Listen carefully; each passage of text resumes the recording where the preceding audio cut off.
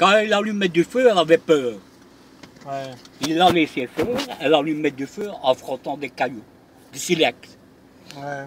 Donc, c'est préhistorique déjà.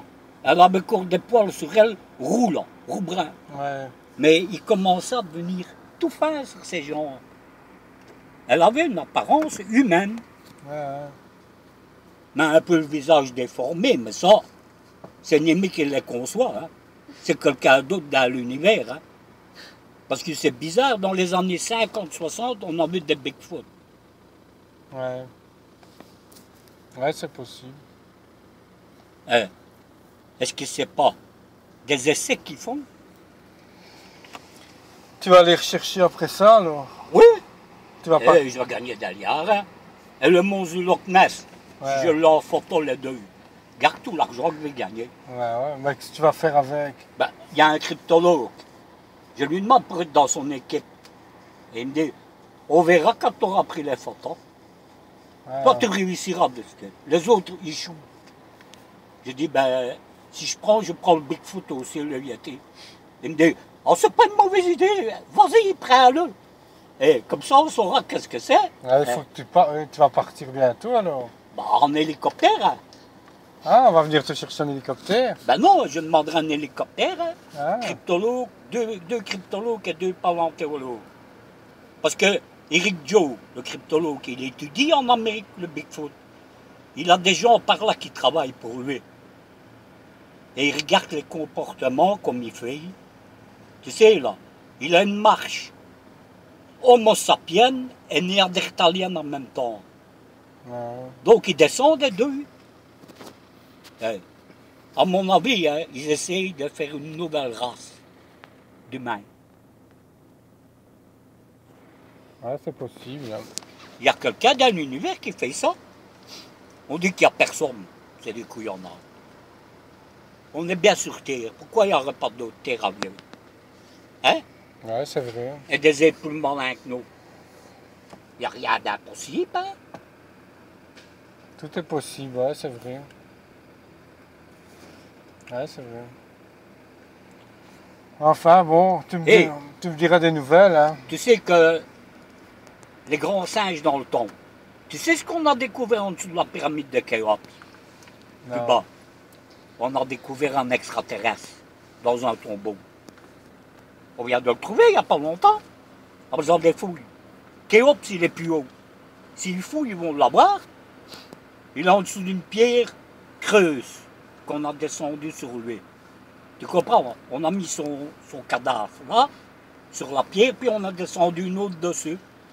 Et ça descend, hein, tu sais comment? Hein? Non. Ça descendait comme ça. Tout doucement dessus. Donc il y a un mécanisme dans la pyramide.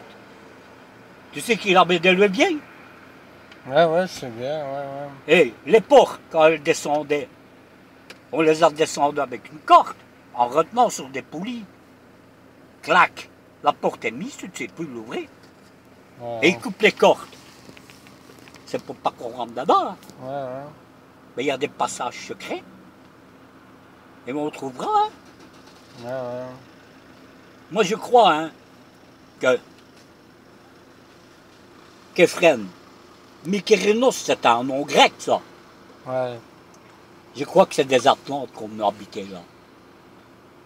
Quand l'Atlantide a coulé, ce sont des grands chefs atlantes qu'on meut en Égypte pour apprendre l'écriture et tout ça, là, et lire. Là.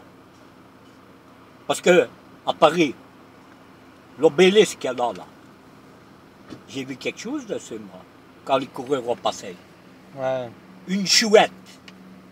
La chouette, c'est l'Atlantide. Hein? Sur les pièces de monnaie, au Richard, il y avait une chouette. Et on en a retrouvé à Priam et à Lieu. Ouais, Et il mettait une pièce comme ça. Hein? On se demande comment il faisait. Une pièce d'Orichal, c'est grand, dans un goulot d'une bouteille et des fragments de tuiles et des ossements quelquefois. Donc, pour faire rentrer une pièce comme ça, il faut chauffer en dessous. Elle se dilate, hein, le métal. Qu'est-ce qu'il fait? Pouc, il tombe dedans, il retombe normal.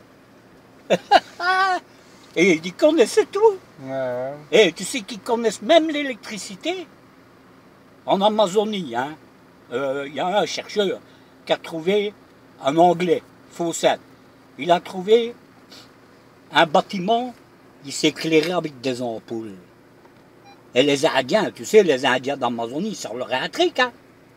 Ils disent, et il s'éclaire avec des ampoules, madame. Il est allé.